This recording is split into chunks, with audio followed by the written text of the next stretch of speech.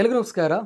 ನೀವು ಕೆಲವೊಂದು air ಡ್ರಾಪ್ಗಳಿಗೆ join ಆಗಿರ್ತೀರಾ. ಆ ಏರ್ ಡ್ರಾಪ್ಗಳಲ್ಲಿ ಟಾಸ್ಕನ್ನು ಮಾಡಬೇಕಾಗುತ್ತೆ ಅಥವಾ ಏರ್ ಡ್ರಾಪಲ್ಲಿ ಎಂಡಾಗಿ ಆ ಒಂದು ಟೋಕನ್ ಲಿಸ್ಟಿಂಗ್ ಆದಮೇಲೆ ಆ ಒಂದು ಟೋಕನನ್ನು ಕ್ಲೈಮ್ ಮಾಡಿ ಅಂದ್ಬಿಟ್ಟು ಆಪ್ಷನ್ ಎಲ್ಲ ಕೊಟ್ಟಿರ್ತಾರೆ. ಬಟ್ ಪ್ರತಿಯೊಂದು ಪ್ರೊಸೆಸನ್ನು ಮಾಡಬೇಕಾದ್ರೆ ಕೆಲವೊಂದು ನಿಮಗೆ ಗ್ಯಾಸ್ ಫೀಸ್ ಕೇಳುತ್ತೆ. ಯಾವ್ದು ಕೇಳುತ್ತೆ? ಇಥೇರಿಯಂ ಕೇಳ್ಬೋದು, ಸೊಲಾನಾ ಕೇಳ್ಬೋದು, ಅಥವಾ ನಿಮಗೆ TRX ಕೇಳ್ಬೋದು, ಅಥವಾ ಬೇರೆ ಬೇರೆ ಫೀಸ್ ಎಲ್ಲ ಕೇಳ್ತಾ ಇರುತ್ತೆ. ಬಟ್ ಪ್ರಾಬ್ಲಮ್ ಏನಂದರೆ, ನೀವು ಇಥೇರಿಯಂ ಅಥವಾ ಸೊಲಾನಾ ನೆಟ್ವರ್ಕ್ ಹೋದರೆ ಗ್ಯಾಸ್ ಫೀಸ್ ಹೆವಿ ಇರುತ್ತೆ. ಅದೆಲ್ಲ ಪ್ರಾಬ್ಲಮ್ ಆ್ಯಕ್ಚುಲಿ. ಇವಾಗ ನಿಮಗೆ ಗ್ಯಾಸ್ ಫೀಸ್ ಯಾವುದ್ರಲ್ಲಿ ಬೇಕಾಗಿರೋದು? ವ್ಯಾಲೆಟಲ್ಲಿ ಬೇಕಾಗಿರೋದು. ಅದಕ್ಕೇನು ಮಾಡ್ತೀರಾ ನೀವು? ಎಕ್ಸ್ಚೇಂಜಲ್ಲಿ ಬೈ ಮಾಡ್ತೀರಾ, ಎಕ್ಸ್ಚೇಂಜಿಂದ ವ್ಯಾಲೆಟ್ಗೆ ಮೂವ್ ಮಾಡ್ಕೊತೀರಾ. ಅಲ್ಲೇ ಪ್ರಾಬ್ಲಮ್ ಇರೋದು. ಏನು ಪ್ರಾಬ್ಲಮಪ್ಪ ಅಂದರೆ, ಫಾರ್ ಎಕ್ಸಾಂಪಲ್ ಈಗ ನಾನು ಬೈಬಿಟ್ಟಲ್ಲಿ ಪರ್ಚೇಸ್ ಮಾಡಿದೆ ಇಥೇರಿಯಂನ. ಪರ್ಚೇಸ್ ಮಾಡಿಬಿಟ್ಟು ನನ್ನ ಒಂದು ಮೆಟಾಮಾಸ್ಗೆ ಮೂವ್ ಮಾಡ್ಕೊಬೇಕು. ಮೂವ್ ಮಾಡ್ಕೊಬೇಕಂದ್ರೆ ಏನು ಮಾಡಬೇಕು? ವಿಡ್ರಾನ ಮಾಡಬೇಕಲ್ವಾ? ಸೊ ವಿಡ್ರಾ ಮಾಡೋ ಆಪ್ಷನ್ಗೆ ಬಂತು, ನೆಟ್ವರ್ಕನ್ನು ಸೆಲೆಕ್ಟ್ ಮಾಡಿಕೊಂಡೆ.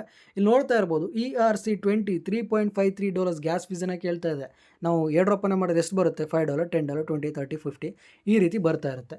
ಗ್ಯಾಸ್ ಫೀಸೇ 3.53 ಹೋಗ್ಬಿಡ್ತು ಅಂದರೆ ಅಲ್ಲಿ ನಮಗೆ ಏನು ಪ್ರಾಫಿಟ್ ಆಗುತ್ತೆ ಅಲ್ವಾ?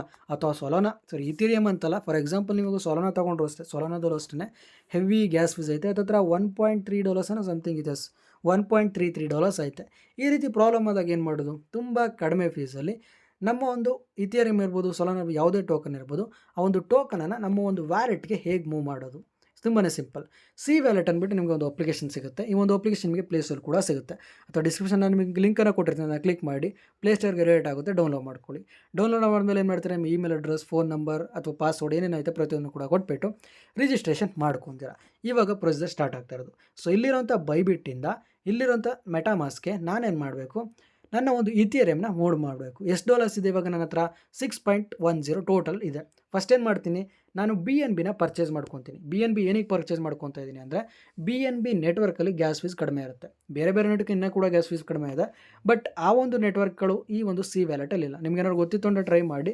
ನಾನು ಹೆವಿ ಕಾಂಪ್ಲಿಕೇಟೆಡ್ ಆಗಬಾರ್ದು ನಿಮಗೆ ಅಂದ್ಬಿಟ್ಟು ಜಸ್ಟ್ ಇವಾಗ BNB ಮುಖಾಂತರ ಮಾಡ್ತಾ ಇದ್ದೀನಿ ಅಷ್ಟೇ. ಸೊ BNB ಪರ್ಚೇಸ್ ಮಾಡ್ಕೊತೀರಾ, ಫಂಡಿಂಗಿಗೆ ಮೂವ್ ಮಾಡ್ಕೊತೀರಾ. ನೆಕ್ಸ್ಟ್ ಸ್ಟೆಪ್ ಏನು ಮಾಡ್ತೀರಾ? BNB ಇದೆಲ್ಲ ಅದನ್ನು ಸೆಲೆಕ್ಟ್ ಮಾಡ್ಕೊತೀರಾ. ಸೆಲೆಕ್ಟ್ ಮಾಡ್ಕೊಂಡು ಕೆಳಗಡೆ ವಿಡ್ರಾ ಇದೆಯಲ್ಲ ಅದನ್ನು ಕ್ಲಿಕ್ ಮಾಡ್ಕೊತೀರಾ.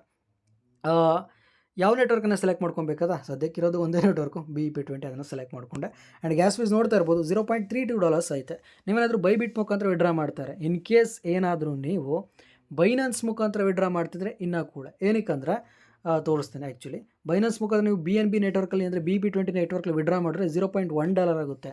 ಅದೇ ಏನಾದರೂ ನೀವು OP-BNB ಮುಖಾಂತರ ವಿಡ್ರಾ ಮಾಡಿದ್ರೆ ಇನ್ನೂ ಕೂಡ ಕಡಿಮೆ ಆಗುತ್ತೆ. ಸೊ ಬೈನಾನ್ಸ್ ಮುಖಾಂತರ ಮಾಡೋದ್ರೆ ಇನ್ನೂ ಕೂಡ ತುಂಬಾ ಕಡಿಮೆ ಬೀಳುತ್ತೆ. ಸೊ ಈಗ ನಾನು ಬೈಬಿಟ್ ಮುಖಾಂತರ ಹೇಳ್ಕೊಡ್ತೀನಿ, ಬೈಬಿಟ್ ಒಂದು ಪ್ರೊಸೆಸ್ನ ಹೇಳ್ತೀನಿ. ಸೊ ಈಗ ನಾನು BEP20 ಸೆಲೆಕ್ಟ್ ಮಾಡ್ಕೊಂಡಲ್ವಾ? ಸೊ ಇಲ್ಲಿ input R press the hold ಏನೋ ಅಡ್ರೆಸ್ಸನ್ನು ಕೇಳ್ತಾ ಇದೆ.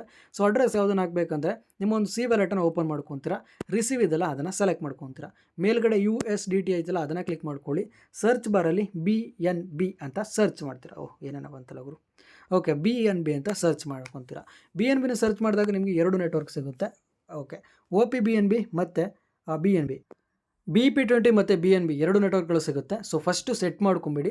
ಇವಾಗ ಬೈಬಿಟ್ಟಿಂದ ವಿಡ್ರಾ ಮಾಡ್ತಾ ಇರೋದಲ್ವಾ? ಸೊ ಬೈಬಿಟಲ್ಲಿ ನಿಮಗೆ OP-BNB ನೆಟ್ವರ್ಕ್ ಇಲ್ಲ, ಆದ್ದರಿಂದ ನೀವು BEP20 ಸೆಲೆಕ್ಟ್ ಮಾಡ್ಕೊಬೇಕು. ಸೆಲೆಕ್ಟ್ ಮಾಡ್ಬೇಕಾದ್ರೆ ಅಷ್ಟೇ ಹುಷಾರಾಗಿ ಮಾಡ್ಕೊಳ್ಳಿ. ಇನ್ ಕೇಸ್ ಅಡ್ರೆಸ್ ಚೇಂಜ್ ಆಗ್ತು ಅಂದರೆ ಗೊತ್ತಲ್ಲ, ನೋಡ್ತಾ ಇರ್ಬೋದಿಲ್ಲ. 0037 ಎಂಡ್ ಆಗುತ್ತೆ OP-BNB. ಬಟ್ BNB ಬಂತು ಅಂದರೆ BEP20 1DBB ಇಂದ ಎಂಡ್ ಆಗುತ್ತೆ. ಸೊ ಆದ್ದರಿಂದ ಈ ಒಂದು ಅಡ್ರೆಸ್ ಇರ್ಬೋದು, ಈ ಒಂದು ನೆಟ್ವರ್ಕ್ ಇರ್ಬೋದು, ಪ್ರತಿಯೊಂದನ್ನು ಕೂಡ ತುಂಬ ಅಬ್ಸರ್ವ್ ಮಾಡಿ ಪಕ್ಕಾ ವೆರಿಫೈ ಆಗೈತೆ ಅಂದರೆ ಮಾತ್ರ ಇದನ್ನು ಕಾಪಿ ಮಾಡ್ಕೊಳ್ಳಿ. ಈಗ ಸದ್ಯಕ್ಕೆ ನಾನು BNB ಸೆಲೆಕ್ಟ್ ಮಾಡಿಕೊಂಡೆ, BEP20 ಸೆಲೆಕ್ಟ್ ಮಾಡಿಕೊಂಡೆ, ಕಾಪಿ ಮಾಡ್ಕೊಂಡೆ. ಅಡ್ರೆಸ್ಸನ್ನು ಕಾಪಿ ಮಾಡ್ಕೊಂಡು ಏನು ಮಾಡ್ತೀನಿ? ತೊಗೊಂಬರ್ತೀನಿ, ಇಲ್ಲಿ ಪೇಸ್ಟನ್ನು ಮಾಡ್ತೀನಿ. ಎಷ್ಟು ಬೇಕೋ ಅಷ್ಟನ್ನು ಮೂವ್ ಮಾಡ್ಕೊತೀನಿ. ಎಷ್ಟು ಮೂವ್ ಮಾಡ್ತಿದ್ದೀನಿ? ಈಗ ನಾನು $5.5 ಮೂವ್ ಮಾಡ್ತೀನಿ. ಹತ್ರ $0.32 ಕಟ್ಟಿದ್ರೆ ಎಷ್ಟು ಬರಬೇಕು? $5.2 ಅಥವಾ $5.18 ಬರುತ್ತೆ. ನೆಕ್ಸ್ಟ್ ಸ್ಟೆಪ್ ಏನು ಮಾಡ್ತೀನಿ? ಕೆಳಗಡೆ ವಿಡ್ರಾ ಇದೆಯಲ್ಲ ಅದನ್ನು ಕ್ಲಿಕ್ ಮಾಡಿಬಿಟ್ಟು ವಿಡ್ರಾನ ಕೊಡ್ತೇನೆ. ವಿಡ್ರಾ ಕೂಡ ಸಕ್ಸಸ್ಫುಲ್ ಅಂತ ಬಂದಿದೆ. ಆ ಒಂದು BNB ಏನು ವಿಡ್ರಾ ಮಾಡಿದೆ ಅದು ಸಿ ವ್ಯಾಲೆಟ್ಗೆ ಹೋಗೋದಕ್ಕೆ ಅರೌಂಡ್ 3 to 4 ಮಿನಿಟ್ಸ್ ಆಗುತ್ತೆ. ಡಿಪೆಂಡಿಂಗ್ ಆನ್ ನೀವು ಯಾವೊಂದು ಎಕ್ಸ್ಚೇಂಜನ್ನು ಯೂಸ್ ಮಾಡ್ತೀರೋ ಅದ್ರ ಮೇಲೆ ಬೇಸ್ ಆಗುತ್ತೆ ಅಷ್ಟೇ. ಸೊ ವೆಯ್ಟ್ ಮಾಡಿ, ಒಂದು 3 ರಿಂದ 4 ನಿಮಿಷ ವೆಯ್ಟ್ ಮಾಡಿ. ಅದಾದಮೇಲೆ BNB ಕೂಡ ನಿಮ್ಮ ಒಂದು ಸಿ ವ್ಯಾಲೆಟ್ಗೆ ಆ್ಯಡ್ ಆಗುತ್ತೆ. 2 ರಿಂದ 3 ನಿಮಿಷ ಅಂತ ಹೇಳಿದೆ, ಆ್ಯಕ್ಚುಲಿ ವಿತಿನ್ 30 ಸೆಕೆಂಡಲ್ಲೇ ಬಂದುಬಿಟ್ಟೈತೆ. ಸೊ ಎಲ್ಲ ನೋಡ್ತಾ ಇರ್ಬೋದು BNB ಬ್ಯಾಲೆನ್ಸನ್ನು 5.17 ಐತೆ. ಸೊ ನೆಕ್ಸ್ಟ್ ಸ್ಟೆಪ್ ಏನು ಮಾಡಬೇಕು? ಇವಾಗ ನಮಗೆ ಇಥೇರಿಯಂ ಬೇಕಿರೋದಲ್ವಾ? ಮೇಲ್ಗಡೆ ನಿಮಗೆ ಸ್ವಾಪ್ ಅಂತ ಒಂದು ಆಪ್ಷನ್ ಕಾಣಿಸ್ತಾ ಇದೆ, ಅದನ್ನು ಕ್ಲಿಕ್ ಮಾಡ್ಕೊತೀರಾ. ಕ್ಲಿಕ್ ಮಾಡಿಕೊಂಡು ಇಲ್ಲಿರೋಂಥ USDT ಸೆಲೆಕ್ಟ್ ಮಾಡಿಕೊಂಡು BNB ಸೆಟ್ ಮಾಡ್ಕೊತೀರಾ. BNBಯಿಂದ ನಾವೇನು ಮಾಡ್ತಾಯಿದ್ದೀವಿ? ಇಥೇರಿಯಂಗೆ ಮಾಡ್ತಾ ಇದ್ದೀವಿ. ಸೊ BNB ಸೆಲೆಕ್ಟ್ ಮಾಡಿಕೊಂಡೆ, ಕೆಳಗಡೆ ಇಥೇರಿಯಂನ ಸೆಲೆಕ್ಟ್ ಮಾಡಿಕೊಂಡೆ, ಎಷ್ಟು ಟೋಕನ್ ಬೇಕೋ ಅಷ್ಟನ್ನು ಕೂಡ ಸೆಲೆಕ್ಟ್ ಮಾಡ್ಕೊಂಡ್ರೆ ಮ್ಯಾಕ್ಸನ್ನು ಸೆಲೆಕ್ಟ್ ಮಾಡಿಕೊಂಡೆ. ಈ ಒಂದು ಸ್ವಾಪನ್ನು ಮಾಡಬೇಕಾದ್ರೆ ನಿಮ್ಗೆ ಯಾವುದೇ ಥರ ಗ್ಯಾಸ್ ಫೀಸ್ ಕೂಡ ಕೇಳೋದಿಲ್ಲ. ಫಾರ್ ಎಕ್ಸಾಂಪಲ್ ಎಲ್ಲ ನೋಡ್ತಾ ಇರ್ಬೋದು, BNB ನಾನು ಟೋಟಲಾಗಿ ಸೆಲೆಕ್ಟ್ ಮಾಡ್ಕೊಂಡಿದ್ದೆ, ವರ್ತ್ ಬಂತು ಅಂದರೆ 5.18. ಇಲ್ಲಿ ರಿಸೀವ್ ಆಗ್ತಾ ಇರೋದೆಷ್ಟು, ಅದು ಕೂಡ ಅಷ್ಟೇ 5.18. ಫೀಸ್ ನೋಡ್ತಾ ಇರ್ಬೋದು, ಫ್ರೀ ಇದೆ. ಸೊ ಒಂದು ಅಪ್ಲಿಕೇಶನಲ್ಲಿ ಯಾವುದೇ ಥರ ಟೋಕನಿಂದ ಒಂದು ಟೋಕನ್ ಇನ್ನೊಂದು ಟೋಕನ್ ಮತ್ತೊಂದು ಟೋಕನ್ಗೆ ನೀವು ಸ್ವಾಪನ್ನು ಮಾಡಬೇಕಾದ್ರೆ ಯಾವುದೇ ಥರ ಫೀಸನ್ನು ಕೇಳೋದಿಲ್ಲ. ನೆಕ್ಸ್ಟ್ ಸ್ಟೆಪ್ ಏನು ಮಾಡ್ತೀರಾ, ಸ್ವಾಪ್ ನಾವು ಐತಲ್ಲ ಅದನ್ನು ಸೆಲೆಕ್ಟ್ ಮಾಡ್ಕೊತೀರಾ, ಕನ್ಫರ್ಮನ್ನು ಕಲೆಕ್ಟ್ ಮಾಡ್ಕೊತೀರಾ. ಹಾಗೆ ಪಾಸ್ವರ್ಡ್ ಏನೈತೆ ಪಾಸ್ವರ್ಡು ಕೂಡ ಟೈಪ್ ಮಾಡ್ಕೊತೀರಾ. ಸೊ ಪಾಸ್ವರ್ಡ್ ಎಲ್ಲ ಕೊಟ್ಟಾದ್ಮೇಲೆ ಇದು ಕೂಡ ಅಷ್ಟೇ ಒಂದು 15 ಸೆಕೆಂಡ್ ಅಥವಾ 30 ಸೆಕೆಂಡ್ ವೆಯ್ಟ್ ಮಾಡಿ.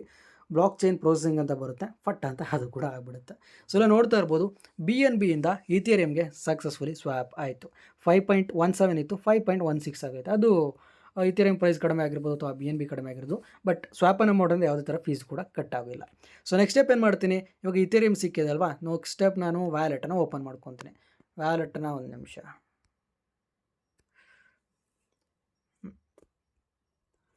ವ್ಯಾಲೆಟನ್ನು ಓಪನ್ ಮಾಡಿಕೊಂಡೆ.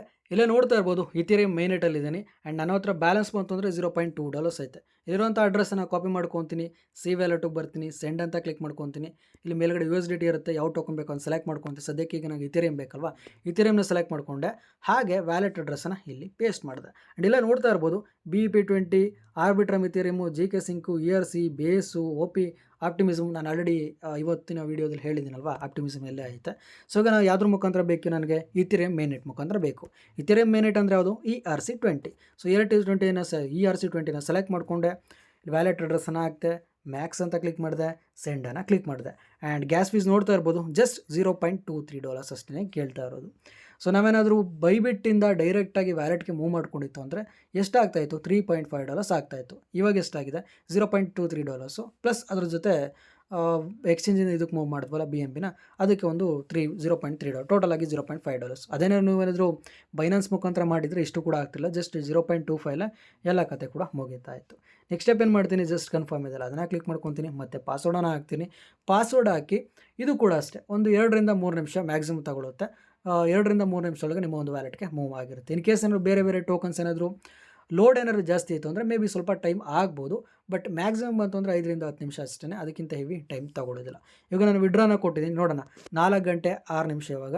ಸೊ ಎಷ್ಟು ಗಂಟೆಗೆ ಬರುತ್ತೆ ನೋಡೋಣ. ಇಲ್ಲೇ ನೋಡ್ತಾ ಇರ್ಬೋದು, ಟೈಮ್ 4 ಗಂಟೆ 8 ನಿಮಿಷ. ಸೊ 4 ಗಂಟೆ 7 ನಿಮಿಷ ವಿಡ್ರಾ ಕೊಟ್ಟೆ. 4 ಗಂಟೆ 8 ನಿಮಿಷಕ್ಕೆ ನನ್ನ ಒಂದು ವ್ಯಾಲೆಟ್ಗೆ ಫಟ್ ಅಂತ ರಿಸೀವ್ ಆಗಿದೆ. ಎಷ್ಟು ರಿಸೀವ್ ಆಗಿದೆ, $5.14. ಅಂದರೆ ಆಲ್ರೆಡಿ ನನ್ನ ಹತ್ರ $0.2 ಇತ್ತು, 4.9 ಸಮಥಿಂಗ್ ರಿಸೀವ್ ಆಗಿದೆ. ಸೊ ಇಷ್ಟೇ, ತುಂಬಾ ಸಿಂಪಲ್ ಆಗಿರೋಂಥ ಮೆಥಡು. ಮತ್ತು ಇನ್ನೊಂದು ಹೇಳಬೇಕು, ಈ ಒಂದು ಸಿ ವ್ಯಾಲೆಟಲ್ಲಿ ನೀವು ಹೆವಿ ಅಮೌಂಟನ್ನು ಫಂಡನ್ನು ಇಡೋಕ್ಕೆ ಹೋಗಬೇಡಿ. ಏನಕ್ಕಂದರೆ ಅಷ್ಟೊಂದು ಕಂಪ್ಲೀಟಾಗಿ ಸೇಫ್ ಇದೆ ಅಂತ ಹೇಳೋದಕ್ಕೆ ಆಗೋದಿಲ್ಲ. ನೀವು ಈ ರೀತಿ ಗ್ಯಾಸ್ ಫೀಸನ್ನು ಯೂಸ್ ಮಾಡೋದಕ್ಕೋಸ್ಕರ ಗ್ಯಾಸ್ ಫೀಸನ್ನು ಟಾಸ್ಕ್ಗಳಿಗೆ ಪೇ ಮಾಡೋದಕ್ಕೆ ಮಾತ್ರ ಯೂಸ್ ಮಾಡ್ಕೊಳ್ಳಿ. ಲೈಕ್ $2, $3, $5, $10 ರೇಂಜಲ್ಲಿ. ನೀವು $100, $200 ಸ್ವಾಪನ್ನು ಮಾಡೋದಕ್ಕೆ ಯಾವ ಥರ ಫೀಸ್ ಇಲ್ಲ ಅಂತ ಇಡೋಕ್ಕೆ ಹೋಗಬೇಡಿ. ಏನಕ್ಕಂದರೆ 100% ಟ್ರಸ್ಟೆಡ್ ಆಗೈತೆ ಅಂತ ಹೇಳೋದಕ್ಕೆ ಆಗೋದಿಲ್ಲ. ಮತ್ತು ಇನ್ನೊಂದು, ಅಟ್ ಪ್ರೆಸೆಂಟ್ ಇವಾಗ ಪಾಲಿಗಾನ್ ಬಂತು ಅಂದರೆ ಯಾವ ಥರ ಸ್ವಾಪನ್ನು ಮಾಡೋದಕ್ಕೆ ಆಗ್ತಾಯಿಲ್ಲ. ಕೆಲವೊಂದು ಟೋಕನ್ಗಳು ರಿಸೀವ್ ಮಾಡೋದಕ್ಕೆ ಮತ್ತು ಸೆಂಡ್ ಮಾಡೋದಕ್ಕೆ ಮಾತ್ರ ಆಪ್ಷನ್ ಇದೆ, ಸ್ವಾಪನ್ನು ಮಾಡೋದಕ್ಕೆ ಆಪ್ಷನ್ ಇಲ್ಲ. ಫಸ್ಟು ಸ್ವಾಪ್ ಆಪ್ಷನ್ ಇದೆಯಾ ಅಂತ ಚೆಕ್ ಮಾಡಿಬಿಟ್ಟು ಅದಾದಮೇಲೆ ಡೆಪಾಸಿಟ್ ಮಾಡ್ಕೊಳ್ಳಿ, ಇಲ್ಲಾಂದರೆ ಸುಮ್ಮನೆ ವೇಸ್ಟ್ ಆಗ್ತದೆ. ಸೊ ಈ ಒಂದು ವಿಡಿಯೋ ನಿಮ್ಮ ಫ್ರೆಂಡ್ಸ್ ಅಥವಾ ಫ್ಯಾಮಿಲಿ ಮೆಂಬರ್ಸ್ಗೆ ಶೇರ್ ಮಾಡಿ, ಅವರು ಕೂಡ ಇದು ತುಂಬ ಯೂಸ್ ಆಗುತ್ತೆ. ಆ್ಯಂಡ್ ಇವತ್ತು ವಿಡಿಯೋ ಏನಾದ್ರು ಇಷ್ಟ ಆಗಿತ್ತು ಅಂದರೆ ಒಂದು ಲೈಕ್ ಮಾಡೋದನ್ನು ಮರಿಬೇಡಿ. ಆ್ಯಂಡ್ ನಮ್ಮ ಚಾನಲ್ಗೆ ಸಬ್ಸ್ಕ್ರೈಬ್ ಮಾಡೋದನ್ನು ಮತ್ತೆ ಮರಿಲೇಬೇಡಿ. ಸೊ ಇಷ್ಟು ಹೇಳ್ತಾ ಇವತ್ತಿನ ವಿಡಿಯೋಗೆ ಮುಗಿಸ್ತಾ ಇದ್ದೀನಿ. ಮುಂದಿನ ದಿನದಲ್ಲಿ ಹೊಸ ಅಪ್ಲಿಕೇಶನ್ ಅಥವಾ ಹೊಸ ಅಪ್ಡೇಟ್ಸ್ ಬರ್ತೀನಿ. ಅಲ್ಲಿವರೆಗೆ bye bye guys, love you all, take care.